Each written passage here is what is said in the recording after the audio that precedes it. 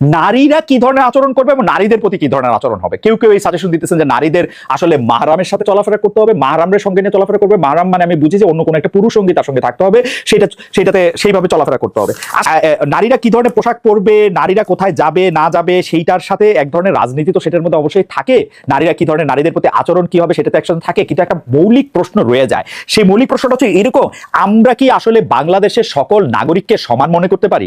আমাদের কাছে কি বাংলাদেশের সকল নাগরিক এই ধর্ম, বর্ণ, জেন্ডার নির্বিশেষে আমরা তাদেরকে সমান মর্যাদা, আমরা মানে সমান বললেও তারা বলে যে না সমান কেন হবে, কারো বেশি হবে কারো কম হবে। আচ্ছা ঠিক আছে, একটা ন্যায় ভিত্তিক মানে আমি আমি আমি জানি না মানে তাদের সবাই রে তার ধর্ম, বর্ণ, জেন্ডারের ঊর্ধ্বে উঠা গিয়ে আমরা এটা চিন্তা করতে পারি কিনা, এটা আমাদের কিন্তু একটু দেখার দরকার আছে। কেন এই প্রশ্ন আসলো, রমজান মাস আছে বলে এই কথাটা একটু সামনে আসে। আমরা এক ভদ্রলোককে দেখলাম, উনার বাড়ি লক্ষ্মীপুর, উনাকে দেখলাম উনি একটা বণিক সমিতির সম্ভবত সভাপতি। উনি উনি উনি উনি একটা রেস্টুরেন্টের মধ্যে ঢুকতেছেন, ঢুকার পর একটা লাঠি আছে, তার সঙ্গে একটা লাঠি আছে, কিছু লোকজন আছে, ভিডিও ক্যামেরা আছে, কারণ ইনি এটা দৃষ্টান্তমূলক শাস্তি দিতে চান। উনি একটা লোককে ধরে নিয়ে আসলেন, দেখে মনে হচ্ছে যে একটু মাঝ বয়সী। উনাকে জিজ্ঞেস করেন এই তুমি এখানে খাওয়া দাওয়া করতেছো, তুমি রোজা কেন রাখো না? উনি বললেন যে আমার তো বমি হয়েছে, সেই জন্য আমি এটার মধ্যে খাইতে পারি না। কে বলছে বমি হলে রোজা ভাঙা যায়? বমি করেও তুমি রোজা রাখবা?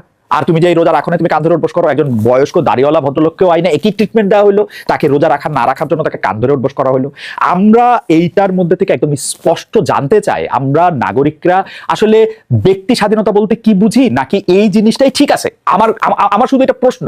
আমি আর এখন মানে এইটা এই প্রসঙ্গে আমি আমি আমি জানি না যে দেখেন এই উচিত কথা জাতীয় অনুষ্ঠানগুলি কিন্তু এক ধরনের ফ্লপ হওয়ার কথা, কারণ আমরা সবাই উচিত কথাটা জানি, কিন্তু সেই উচিত কথাটা আমরা আমাদের সবার নিজস্ব মাইক দিয়ে বলি, আমরা আমাদের সবার নিজস্ব বাদ্যযন্ত্র দিয়ে সেই উচিত কথার সাথে বাদ্য বাজাই।